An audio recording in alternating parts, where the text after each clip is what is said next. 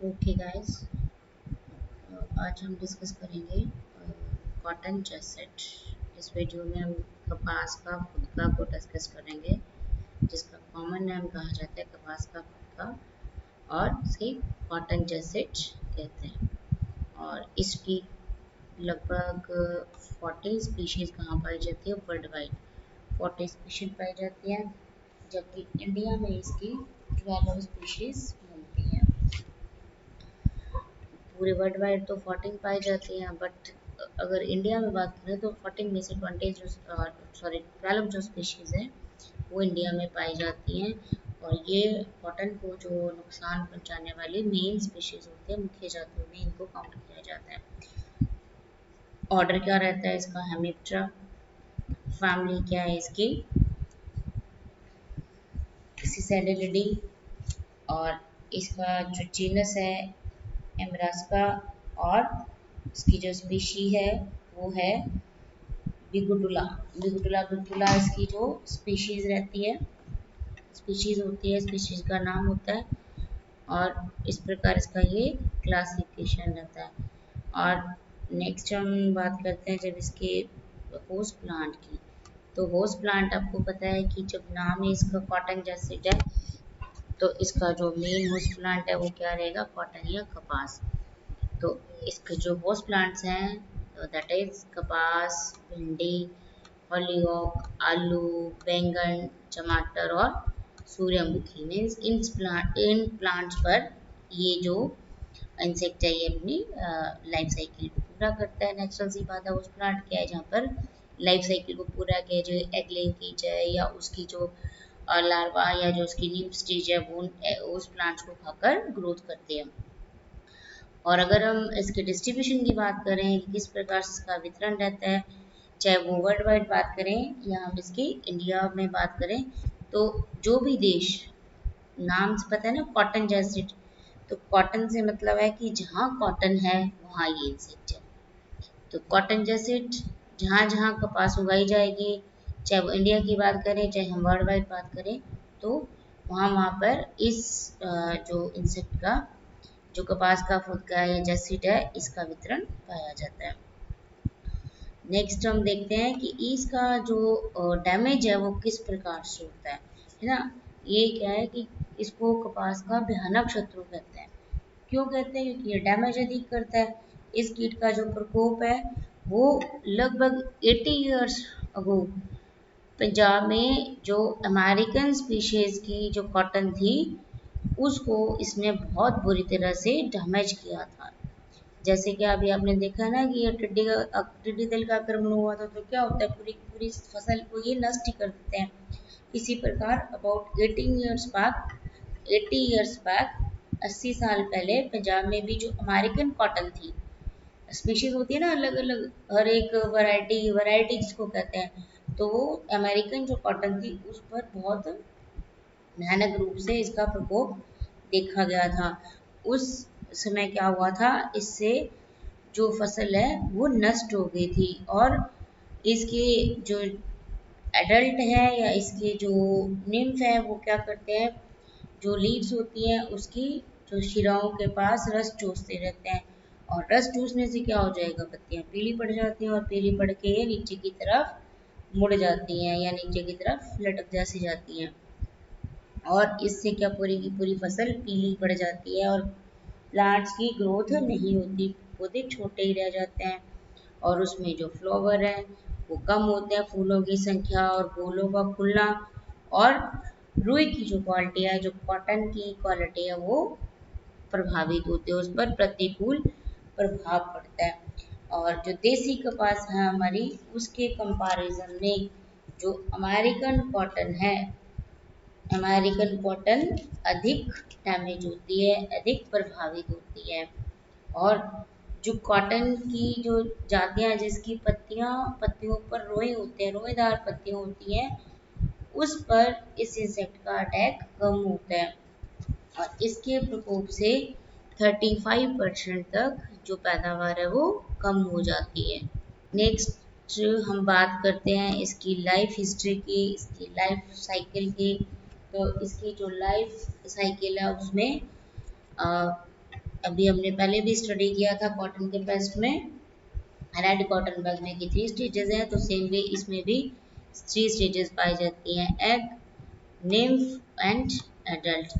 तो जो इसका एग होता है, एग की जब बात करते हैं तो एग जो इसका होता है वो क्या होता है कि जो मेल और फीमेल का जो कॉपुलेशन प्रोसेस होता है वो मॉर्निंग या इवनिंग में होता है। कॉपुलेशन जो क्रिया की जाती है वो सुबह या शाम के समय की जाती है, और जो फीमेल है वो एग लेइंग कहाँ करती है, पत्तियों की ऊपरी सतह पर शिराओं में जो उसके फिलामेंट्स होते हैं उसके आसपास तंतुओं के में एक एक करके ये एग लेइंग कर देती हैं। और जो फीमेल इंसेक्ट है वो अपनी लाइफ में, पूरे लाइफ टाइम में 15 से 50 तक, 15 से 50 तक एग ही देती हैं।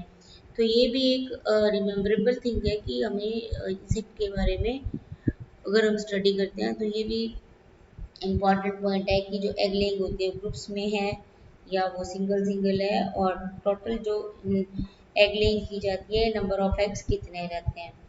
तो इसमें क्या है, ये इंसेक्ट में बहुत कम एग्स दिए जाते हैं, 15 से 50 तक, 15 से 50 तक ही। और जो एग स्टेज रहती है, अंडा की जो अवस्था रहती है, हैचिंग टाइम जो होता है वो ओनली 4 to 6 डेज तक होता है। मतलब अंडे जो हैच होते हैं या पक जाते हैं, पककर फूट जाते हैं, वो केवल 4 से 6 दिन में ही फूट जाते हैं। सेकेंड हम बात करते हैं नेक्स्ट स्टेजेस की, जो है शिशु या जिसको निम्फ कहा जाता है। और हल्के हरे रंग का निम्फ एग हैचिंग से निकलता है, एग के फूटने से हल्के हरे रंग का जो निम्फ है वो बाहर आता है, उसमें पंख नहीं पाए जाते और वो वेज शेप का होता है, खूंटी जैसे वो कहते हैं, वेज शेप का होता है। और त्वचा निर्मोचन 5 बार करता है, 5 बार त्वचा निर्मोचन करके ये किस में बदलता है, एडल्ट में, प्रौढ़ में। और ये जो निम्फ से प्रौढ़ में बदलने की जो प्रोसेस है, जो क्रिया है, ये लगभग 7 से 12 दिनों में पूरी होती है। और नेक्स्ट हम बात करते हैं प्रौढ़ के। अभी इसका लाइफ साइकिल देखो, छोटे से साइकिल में हमें समझ आता है।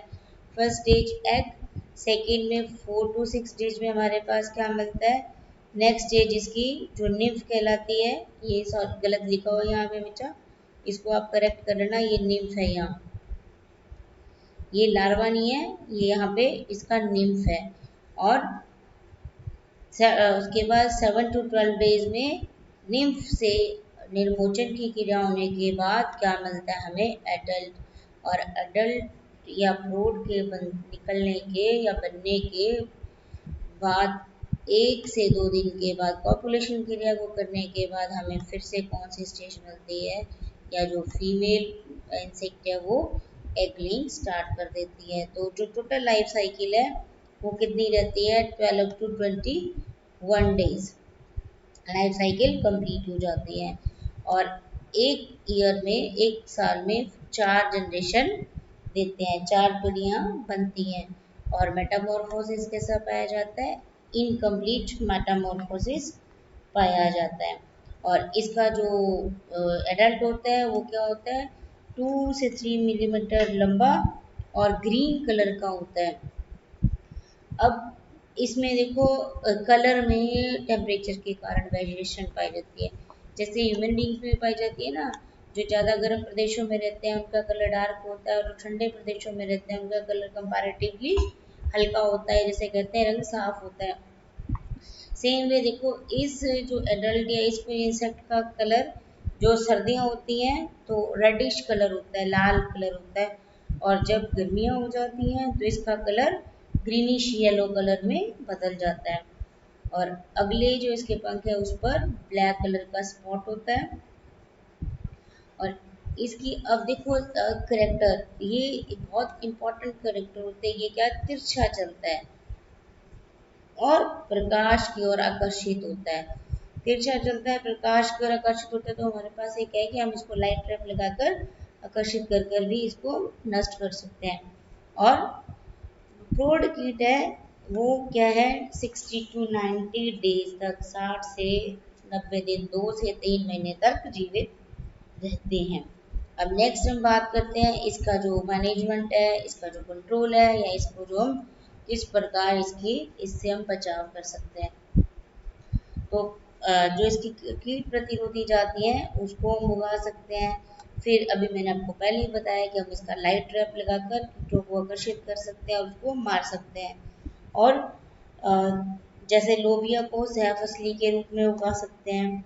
और यदि प्रकोप हो जाए तो इस पर इमिडाक्लोप्रिड, एसिटामिप्रिड, थायोमिथोक्साम और फ्लोनिकामिड जैसी जो दवाई हैं इनको हम छिड़काव के रूप में यूज कर सकते हैं। और नेक्स्ट हम इसको बायोलॉजिकल कंट्रोल कैसे कर सकते हैं, जो शिकारी कीट है या मकड़ी डिस्टिना एल्विडा इसके लिए प्रभावी उपाय माने जाते हैं।